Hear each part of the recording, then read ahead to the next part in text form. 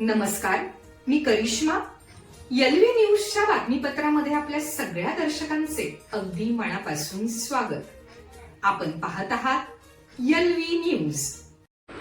नियतीला झुकवणारा स्वाभिमानाचा दीपस्तंभ पप्पू भोसले यांचा थक्क करणारा संघर्ष प्रवास.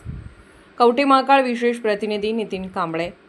नशिबाने दिलेल्या दाहक जखमांवर आपल्या धगधगत्या कर्तृत्वाची फुंकर घालत नियतीने उभे केलेले संकटाचे उत्तुंग डोंगर लीलया फोडणाऱ्या एका ध्येयवेड्या तरुणाची ही काळजाला भिडणारी जीवनगाथा आहे.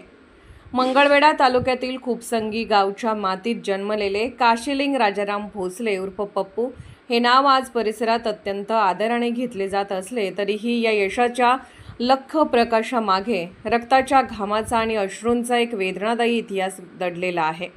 पप्पू भोसले यांच्या बालपणाची पहाट सुखाची स्वप्ने पाहत असतानाच अचानक त्यांच्या नशिबावर दुःखाचे काळे ढग दाटून आले. त्यांचे कष्टकरी वडील ट्रॅक्टर चालवून प्रामाणिकपणे कुटुंबाचा गाडा ओढत होते.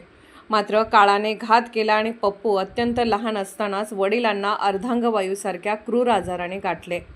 जो खंबीर पुरुष संपूर्ण घराचा मुख्य आधारस्तंभ होता तोच अचानक अंथरुणाला खिळला. एका हसत खेळत असलेल्या सुखी कुटुंबावर जणू आभाळच कोसळले. घरात पप्पू हा सर्वात लहान आणि त्याच्या पाठीवर 4 मोठ्या बहिणींचे छत्र होते. ज्या वयात कोवळ्या हातात खेळणी किंवा पुस्तके असायला हवीत, नेमकं त्याच वयात वडिलांचे आजारपण आणि 4 मोठ्या बहिणींच्या विवाहाची उत्तुंग जबाबदारी या चिमुरड्याच्या खांद्यावर आली. परंतु वडिलांची हतबलता आणि बहिणींच्या डोळ्यातील काळजी पाहून या बालमनाने एक वज्र निर्धार केला की आता रडायचे नाही तर परिस्थितीशी 2 हात करून लढायचे. याच विचाराला काळजात करून त्यांनी स्वतःला संकटाच्या खाईत झोकून दिले. माध्यमिक शिक्षणासाठी शिंदेवाडी येथे असताना त्यांना तेथील सरपंच दीपक कांबळे यांचे मोलाचे मार्गदर्शन लाभले, ज्यातून त्यांना या निष्ठुर जगात स्वाभिमानाने जगण्याचे बाळकडू मिळाले. घराची ओढ आणि अंथरुणावर खिळलेल्या वडिलांची सेवा करण्यासाठी त्यांनी शिक्षण पूर्ण होताच पुन्हा आपल्या मातृभूमीत पाऊल ठेवले आणि संघर्षाला सुरुवात केली.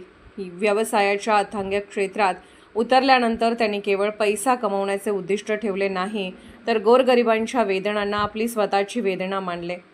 कारण संकटाचे चटके काय असतात याचे दाहक अनुभव त्यांनी स्वतःच्या घरातून घेतले होते. वडिलांचे ते भीषण आजारपण जवळून अनुभवणारा हा मुलगा आज संपूर्ण परिसरासाठी एक हक्काचा जनसेवक बनला आहे. आज कोणाच्याही घरात रात्री अपरात्री कोणतेही संकट आले तर धावून जाणारा पहिला देवमाणूस म्हणजे पप्पू भोसले हेच आहेत. अनेक बड्या राजकारण्यांशी अत्यंत जवळचे संबंध असूनही त्यांचे पाय आजही जमिनीवरच आहेत.